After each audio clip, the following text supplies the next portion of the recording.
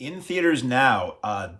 Just stunning Indian action movie with heavily dramatic moments and some really kind of disturbing content. This is the greatest of all time. This is directed by Venkat Prabhu and stars Joseph Vijay and Sneha and a bunch of other people, but those were the two that I recognized up front. And this is a crazy movie. This is a nuts film. So it opens up with this totally over-the-top American-style action sequence with this elite commando team trying to do a raid on a train that's rocketing through the desert that has volatile chemicals on it and is being commandeered by we are told, a terrorist. And all kinds of insane over-the-top green screen semi-CGI action occurs. It feels like a Mission Impossible movie or something. And then I'm not going to tell you the whole story.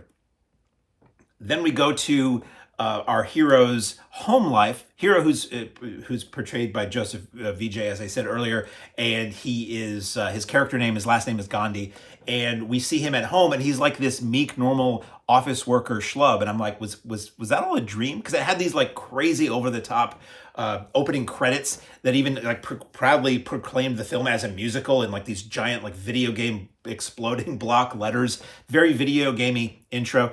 And we see him at home and his friends in the office. I'm like, was this like a dream sequence? But no, their cover, this is essentially in part like an Indian version of True Lies. Gandhi's family has no idea that he's this international man of mystery action hero, nor do the families of his coworkers who are in this elite squad. By day, they look like they just work in a normal Indian office, but when they get the call, when the red phone lights up, they whisk off somewhere in the world to stop Armageddon from happening. So there's this comedic interplay between our hero and his wife about, where are you? Why are you out? I think he might be cheating on me. I think, he's a great man. What's going on? He's really trying to save the world, but nobody knows it. And the bad guy from the beginning of I'm not going to tell you the whole story. The bad guy from the beginning of the film shows up, decides to seek revenge upon our hero, and does something that results in, I don't want to give away too much of this, but I'm going to give away a little bit of this because I knew none of this going in. Again, I go into these blind. I saw Indian action movie with the star of Leo Bloody Sweet, which I really enjoyed. And I'm like, I'm in. Then I heard something about the plot that made it sound even more insane, which wasn't really true until the very end of the movie, so I'm not going to mention it here. Bad guy follows our hero to Thailand where he's on vacation with his family and also engaging in international men of mystery kind of stuff. And it results in the death of his son. It results in the death of his son in a scene that is deeply disturbing. Like, I was shocked.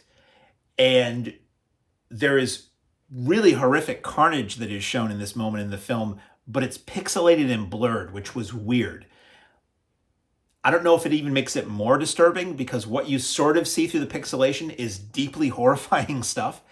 And it happens again a couple of times as the movie goes on. There's violence in the film and it's pixelated. Like somebody gets their throat cut and it's blurred and pixelated. I've never seen that in a film before. You think you would see that on TV or something. So if Indian, and I'm presuming that Indian censorship rules or standards for films do not allow that stuff to be depicted, which I understand, but it's weird that they did it anyway.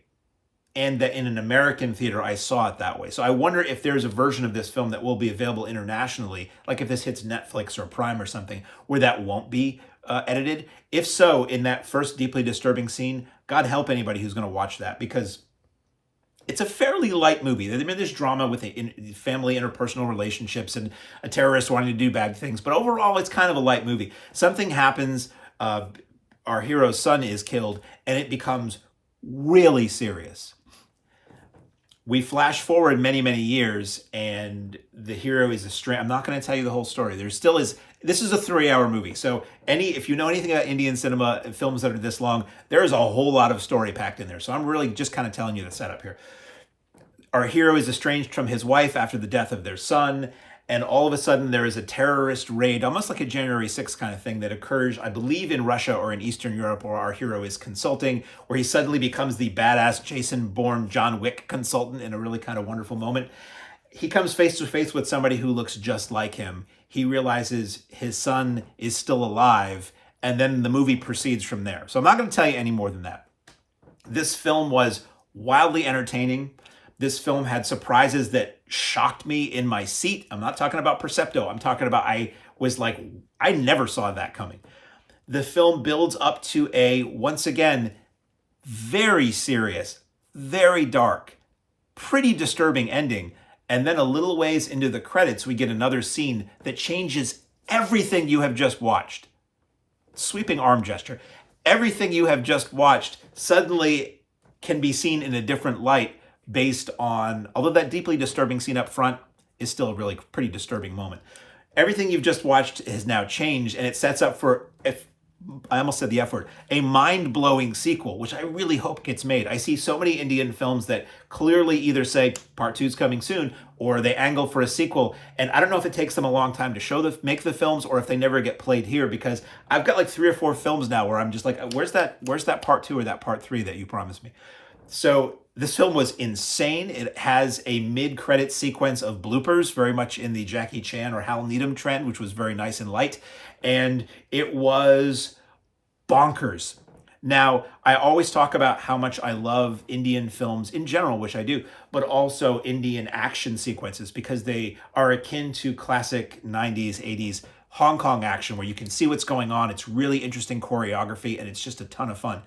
This film, unfortunately, emulates American action more than Hong Kong action.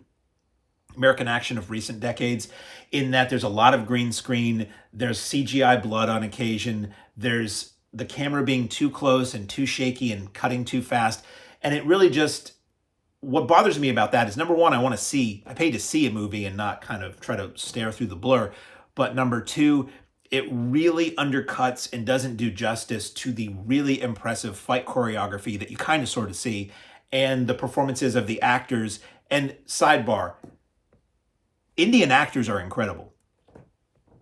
Hugh Jackman is probably the closest we get to an Indian actor in the English-speaking world, the Caucasian English-speaking, American, British, Australian, whatever world, because Hugh Jackman is a guy, if he wants to do song and dance, he does song and dance, and it's really good. If he wants to do drama, he's really good. If he wants to do comedy, he's great. If you need him in an action sequence, he is a great action hero. Indian actors are like that. They are called upon to do so much. It's incredible. They are excellent actors, comedians, dramatic persona, singers and dancers, action, you name it. So what I don't like about action sequences that are all shaky and blurry and fast cut is that somebody put a lot of time and probably risked their life, if not health, to create these action sequences. Maybe you could show us and let us be impressed by what they're doing and not be impressed by a lot of camera work, which just annoys me. So this movie kind of falls into that trap a little bit. It didn't make me dislike the film. It just made me disappointed when they did that in the film, because I could see that really cool stuff was being done, but I really couldn't fully appreciate it with all of the visual garbage. So in theaters briefly, by the time you read this, it's probably a streaming item, the greatest of all time. Boy, I cannot wait to see the sequel to this.